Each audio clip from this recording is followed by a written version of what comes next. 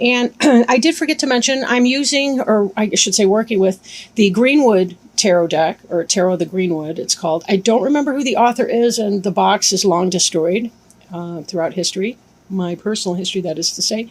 And then we'll also be bringing in an angel tarot card over here to provide some guidance towards the end of the reading. Okay, so the card at the bottom of the deck is the Nine of Stones, which is tradition. Tradition has to do with school. It has to do with learning. It has to do with your family group. It has to do with the rituals of day-to-day living. This has to do with your habits and the things that make sense to you. You'll notice these are a couple figures here. There's some kind of a teacher. So this sometimes can be that place of learning. So some of you may be in school, for example, college. Some others of you may be participating in something, some kind of a ritual that's historical, very traditional. I'm thinking of sweat lodge ceremonies as well, and other things. But just kind of getting together. You know, it's that time of year. We love the celebration of the fall, and Virgo brings in the fall later in the month as we transition into Libra later on. But not for a while yet, right? We're just into Virgo now. Now, next, covering you, we have the Queen of Arrows. And you'll see here that the Queen of Arrows is the card Deer. Queen of Arrows tends to be a Gemini, Libra, or Aquarius. She has to do with gentleness and energy.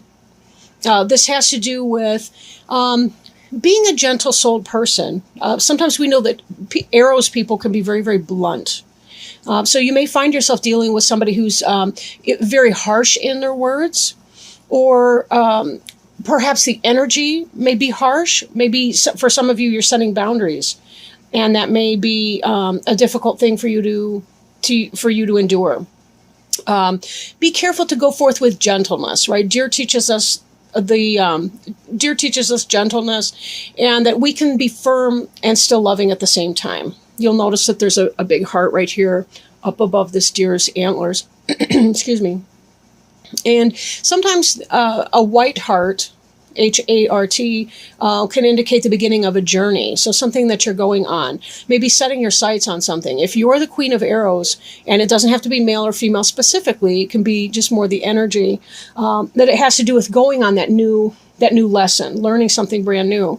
Again, we see the tradition here in school. So potentially, or learning something, being taught something, but going on a new adventure, even a vision quest of sorts. What is it that you need to open your eyes to, and you need to bring about in your world? Now, this is crossed with the Five of Stones, and Stones is the earth sign in here. This has to do with kind of weathering out the storm. You'll notice that this person's in what's kind of a shelter, and there's all the lightning that's going on.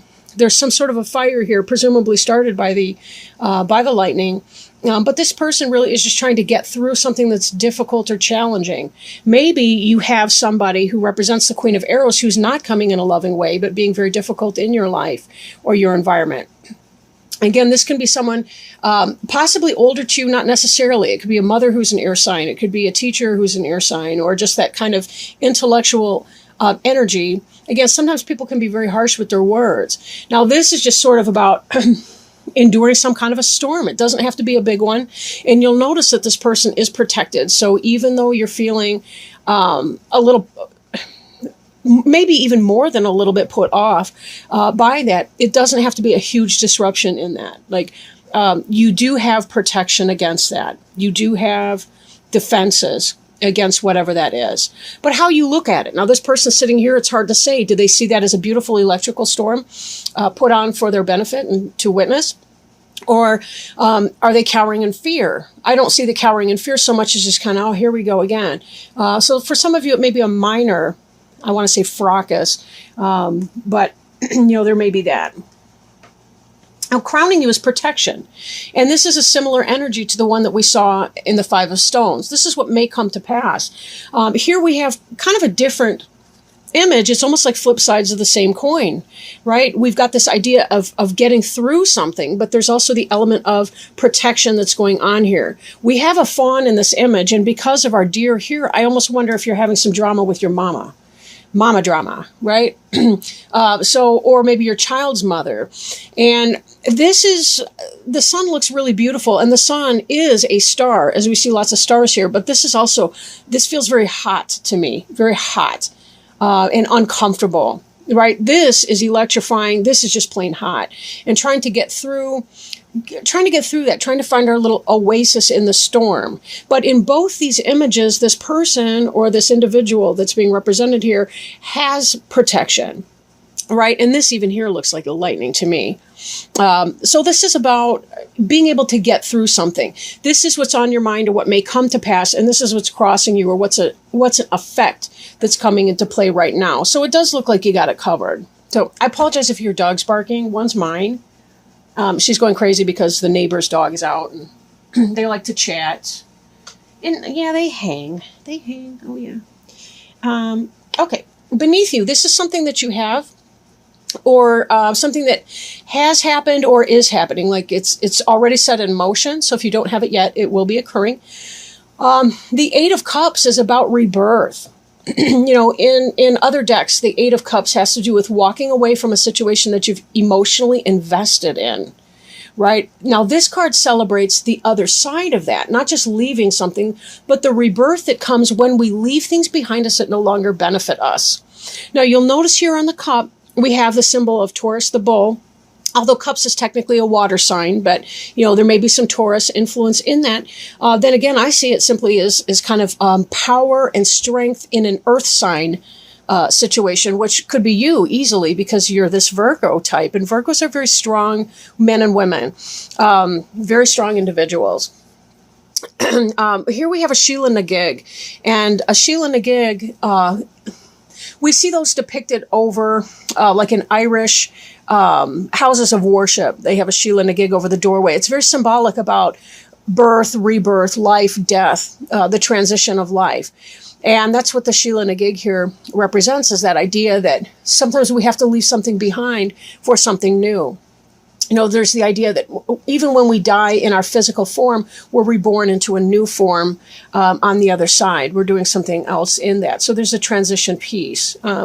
But this is the celebration of the positivity that is to come in setting that change. So if you have been going through something, if you've had some harshness, maybe you've had to set boundaries with somebody, that the Queen of Arrows, again, I'm thinking that could even be a family member, it could be a friend, it could be somebody you're involved with romantically. You've had to set a boundary with that, and it's kind of giving you, on the one hand, there's been some grief attached with that. On the other, it's kind of giving you a new lease on life. Like, I gotta traverse my own landscape here. I've got to set my own course in life. Now, behind you is the Lover's card. I love the artwork on this card.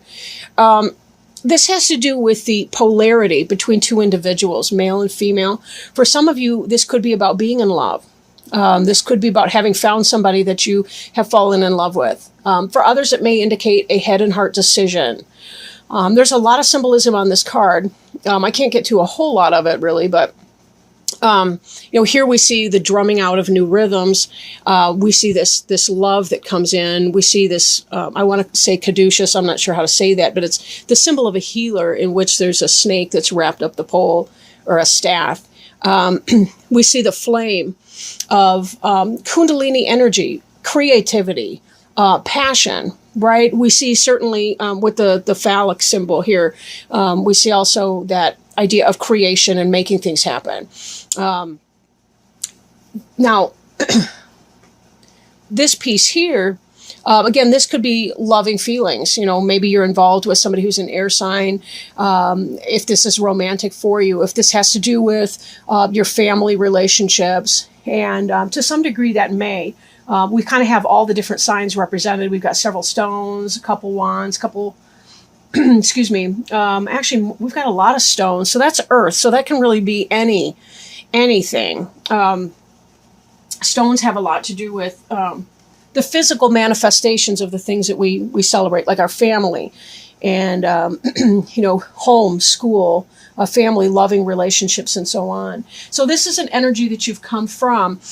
Can be that head and heart decision. Maybe it is about calling somebody out and saying, this is what time it is, and trying to get through some kind of a struggle or a storm, maybe making that decision that you have to do. Trying to set boundaries, I think, is very big with people. Just because we love someone doesn't mean that that's a flawless human being and that we're not going to have to set those boundaries. And then what's ahead of you here is this idea of exploitation. We see the bees, we see the workers. There's a lot of Marxist imagery in that. We've got this double-pointed kind of quartz right here, which has to do with the flow of energy. But just be very careful when you're doing something, that you're doing it because you want to do it and not because you simply have to get through with it, or because you have somebody who's dominating you in your life and not giving you the option to say no.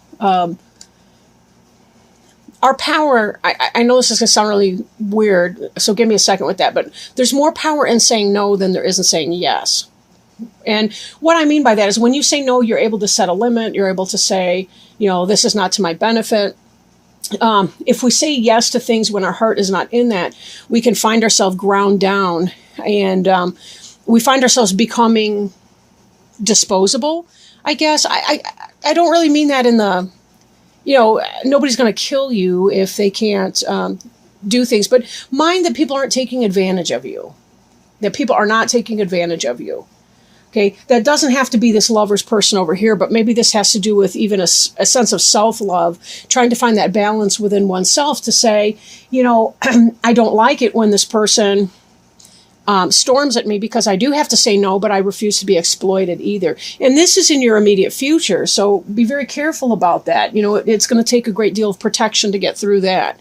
You're going to have to weather some kind of a storm, but someone is going to try to take advantage of your generosity. So just be very careful about who you're with. Now, the card representing you is the home card. So again, we see this theme of home and family. So whatever's happening in your family life, it may just be that, that we have to be ever mindful in order to create a harmonious environment. There's going to have to be this balance between what you want and what the other person wants. Maybe this is in your marriage. Maybe this is with your family of origin type relationship, but there's definitely some drama in there. And I feel like you're changing and becoming more empowered in who you are. Even if you make it a gentle yes, a gentle no, somebody else still may not be able to hear that. They still may get bent out of shape because you're not bending to their will, and you find yourself stuck in this environment where they push even harder.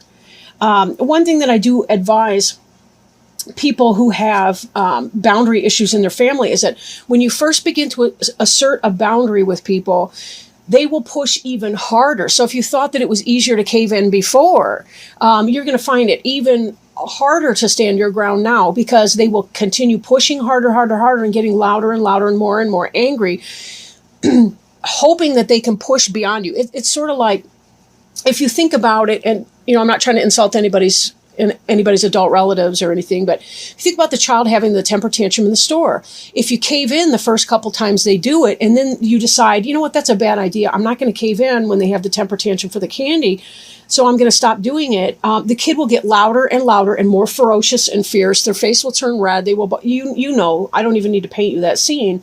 It will get worse and worse and worse. And eventually the kid will catch on that when mommy says no or daddy says no, they mean no. That's it. Unfortunately, we have to do that sometimes with adult family members. So if your mom is pushing you in a direction, or if there's some other kind of family member, your partner, whoever is pushing you in a direction you don't want to go, or insisting that you give of yourself when you don't have anything left to give, you may hear some very loud squeaking. At the same time, know that you are within your rights to say no to things that don't benefit you. Right? It's just the way that it is. And also understand, too, that when you're trying to create that home life for yourself, and you're trying to really tap into the abundance and the hope and the beauty that can be your home of choice, note that the pathway does not go directly to the house. And they used to paint the they used to set up I want to say sidewalks, but that's a modern concept. But the path to the home, the path to the door was winding like that. The idea was that evil would get lost in the bends and that they wouldn't be able to make it to your door. It was to keep only the good things coming to your door. The things in life, as you're trying to create your ideal home life, your beautiful picture of home life, there may be a lot of winds and twists before you get to that spot. And so be patient in that.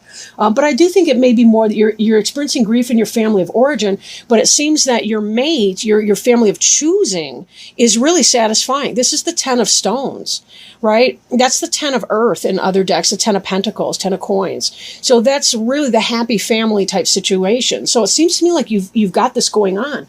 And then we look at your environment card. You've got the foundation card here. I mean, what could be better in your private life? You're setting this foundation with this person who's your soulmate, your lover, your partner, your life partner, and creating a beautiful home situation for yourself and with one another. But again, there is that squeaky air sign that may be giving you some grief. So be careful that you clarify what you want. This tradition card that we saw at the very, very beginning reminds me that sometimes it's easier to fall back on our old ways and to say, that's what we want to do here. But, that may not be the case. Now, this 9 of stones can also be about setting up your own business, creating your own business. It can be, again, this is a 9 of coins type card. And, but this can simply be about getting your finances in order and so forth, because some of you may be getting married or setting up a household with somebody, maybe even starting a family, so we're kind of looking at that and thinking that may be the case. Hopes and fears. As we look at that fear's power, be careful about power struggles with difficult people. I mean, both of these cards, these 5s here, are indicating struggle and hardship. And there's a part of you that fears that. Right? You kind of fear the conflict. You don't like a conflict. You want to get along. You don't want to have to lay it down. But unfortunately, sometimes that's what we have to do. We have to know that we're allowed to say no. We're allowed to set our boundary. We're allowed to choose because we don't want to walk in this energy. Exploitation is the energy of defeat. That's when somebody else takes your time and your effort, and they use it to their own advantage with no regard for you. And then here in the final outcome card, though, we see the 9 of wands. This is the wounded warrior card. He's fought off the battles, this individual here. And there's a great deal of respect coming to him because he or she has fought that battle, has set that limit. Don't be afraid here to set the limit, because we know the alternative. You will feel exploited if you're not able to say, this can't, I'm not going to allow that. I'm not going to allow that. I want a happy home life. I want to be able to shut my door at the end of the day. I want to invite in my partner, the person who gives me strength and courage, who respects me, and so on. If it is your partner, this may simply be some of that grind that comes, that day-to-day, I am I and you are you, kind of minor differences. You forgot to leave the cap off the toothpaste. It could be somewhat insignificant like that, or it could be where it leads to some deep-seated resentment. So that's another thing. Exploitation can lead to resentment. So be very careful when you do say no, you mean it and you're willing to hold that line. If not, you're also allowed to say, maybe, let me think about it. I'll get back to you. You don't have to make an answer when you feel pressured. Just put off making the decision until you've had a chance to reflect on that and make the true or the best decision for you.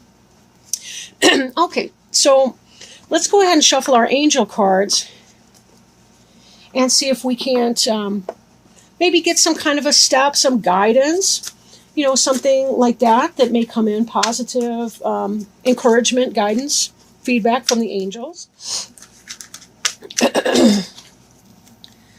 The Ace of Air. Oh, this is consistent with what we got. So give me a moment. I will hold the card up so you can look at it. Ace of Air. And I'm going to read you from the book so that we can get the maximum benefit of the answer that we've been seeking. So Ace of Air, I'm trying to get the glare off the card, but that's not really easy. Okay. And it states on the card, brilliant new ideas and inspirations, seeing the truth of a situation, and a challenging beginning. New ideas now take flight. Expect great inspiration to come, possibly from an event or situation that had previously troubled you. Now you see the opportunity to create something amazing and you're full of excitement. Focus your thoughts on your long-term goals and create a plan of action.